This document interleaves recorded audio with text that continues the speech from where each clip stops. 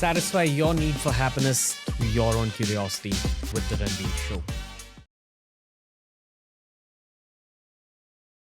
Despite all that bumbling, that the world will still look to America for leadership, to DC and the White House for leadership. But by 2030 or 2035, that won't be the case on the current trajectory. And even the best case scenario, I think, is like red America preserves some freedom and like blue America, because the debt is too much. It can't be actually reversed, right? Like, I did this analysis. So this chart shows gross issuance of treasuries quarterly, meaning how much debt is the US government, how much is it borrowing every quarter, okay? And you can see this spike of like $7 trillion it did in That was actually at like close to 0% interest rates. Take a look. Wait a second. It's borrowing almost as much as it did during have you heard a lot of reporting about it being a like financial emergency? And by the way, they're borrowing at like 5% rates here. Big difference. So you're borrowing record or close to record amounts of money at decadal high rates. And that's why the payments are just going like that. It's somebody who's completely bankrupt and maxing out their credit cards to eke out a few more months, maybe past the election, maybe not. There's a time bomb on the world economy. What's the longest time that the time bomb can go on? I honestly don't know. See, you know what it actually reminds me a lot of? So look at this, right? With Biden, they hid and they denied and they hid and they denied and they denied, and then it just got mark to market. Okay? Biden himself is a metaphor for the post-war order. Denying while declining. Okay? He hasn't named a successor. He uses every lever of formal power possible to hold on to his status. He doesn't care if he's doing a good job or not. He's just incredibly like status greedy. Just cares about the title, and so forth. And there's no plans for a graceful handover, no plans for power sharing, no plans for anything, just total. And in fact, if you were to plan, you'd be on the outs with them, right? The administration couldn't plan, right? They'd fire you or it'd be taboo or something. And so that means that the eventual like windup of this is going to be messy beyond belief. Much messier than there need to be. I mean, just think about it. Like when you're parking your car in the garage, do you slow down? You do.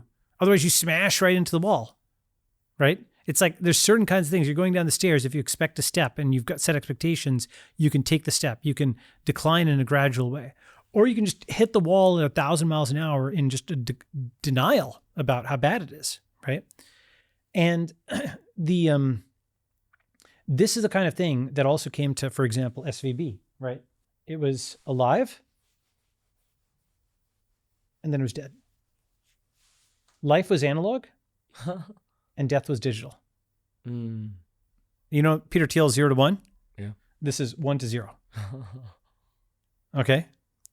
And a lot of these failed banks look like that, where there's very little warning, like, hey, things are climbing and so on. And like literally a few days later, just gone, dead, flatline, kaput, right? So we're in a high volatility time. And the reason I brought the movie point up and then to the thing is 2010 Contagion, 2021 Don't Look Up, 2030, 2035, everybody's going to need to figure out the world on their own, and they need new stories that don't put the White House at the center. And it sounds like a small thing, but it's actually a massive thing. It's an enormous, enormous thing, because the USA has set itself up as the dispute resolver for lots and lots and lots of countries. It's got the military bases everywhere. And one fine day, it just goes. Like it's like the USSR, where it said everything was forever until it was no more, the last Soviet generation. And it's a great book because it captures the fact that the regime didn't plan for its own mortality. Communism was going to last forever. And then it just unwound. And I feel that unwinding. And the thing is, here's another way of putting it. With the Biden thing, Republicans at least had an incentive to call this out, right? Because they wanted to, win an election. But Americans in general don't have an incentive to be sort of outside of their own head and say, here's the situation with the economy or what have you. oh my God, you're anti-American, you're talking us down, blah, blah, you're not marketing us, what are you doing, right? And I get that, I totally get that. However, you have to sometimes just face reality, right? And so just, I'll show you this post, right? You remember this one, right, with this graph? So I posted this graph. I said, the economy isn't real. It's propped up by record debt. They will fake it till they break it. You know, fake it till you make it? Yeah. This is fake it till they break it. And then this guy, which is funny, he had this kind of smart ass reply where he's like, oops, he's not the worst guy, by the way. You know, Brent, if you're watching this, I have no beef with him, but he likes to be a smart ass in the comments. He's like, oops, you only showed one side of the balance sheet. Common mistake though. And he's basically saying, oh, don't worry about it, dude. The USA is such a rich country. It has $170 trillion in assets and liabilities. So therefore you're showing like, you know, some tiny debt that we're going into. No big deal. We can easily pay it off. So I laughed and laughed and laughed when I saw that. And here's why. Because here's the graph that he showed, right? But you know what the actual real graph is? You know what the title on this graph is? What? Balance sheet of households and nonprofit organizations. In other words, these are not the assets of the federal government. This is everything that every American owns. And now we start to glimpse endgame. It's not that the government goes bust. Remember, the government can also tax and it can inflate. So it's on the hook to pay Social Security. It's on the hook to pay military bills, right? It's on the hook. It's made all these promises to all these allies and all these supporters, and it needs cash to do that. And so it'll take everything you got and throw it in the wood chipper to try to satisfy those obligations if you're within US government control. Okay? So the thing about this is once you start to understand endgame, right? Keynesianism, do you know what Keynesianism is? Okay. Keynesianism is the operating economic philosophy of the US and Western Europe and so on and so forth. It's not communism. Communism is, you know, go house to house and shoot you and take your money and take your farm and call it land reform, right? Instead, it's communism for wimps. Why is that? Because what Keynesianism does is it hits a key and it prints money and it steals money from everybody, but you don't feel it. Remember the thing I was saying where you went from 1 out of 10 shares to 2 out of 100 shares? You were silently diluted down without knowing, and they just allocated the other 90 shares to their friends. And it seems like, in fact, your balance went up, but then you have less purchasing power and you don't know what's happening to you, right? The extra notes printed by one cohort of people affects the money and the wallets of all the other cohorts without them knowing. Exactly. The purchasing power, let's call it that, right? They're taking away purchasing power while they're giving you bills. Water everywhere, not a drop to drink. Printer everywhere, no money for anything, right? And so it's like you're drowning in salt water if you could drink some of it. You're drowning in useless paper if you could spend some of it, right? And so the thing about Keynesianism, it sees no difference between household and government assets. They don't have any upper limit. They want to do 90% marginal tax rates. They want to do unrealized cap gains taxes and so on, right? You are like, as an American, they're tax cattle for the government that's made all these promises to people. And they don't see any limit. They're not like, oh, and the Constitution says 20% maximum tax. There's no upper limit. They don't morally, or the only thing is, can they ram through the law? Okay. So American household assets can and will be taken to pay for what that failed state owes. And how much does it owe? So it's not actually even 37 trillion. It's not even 78.4 trillion. When you actually dig in, okay, and this, by the way, this is the February 24th financial report of the United States government. I always, whenever I do anything, I always give all the links so you can actually go and see. Here it is. So this is PDF from their website, okay? And what does it say? The total of resources needed for all the programs sums to, can you see that number? What does it say? 175.3 trillion. Wow. Okay, just hover with that number. What does that actually mean? We're in monopoly money territory now at this point. Okay, we are nearing quadrillion. We're okay.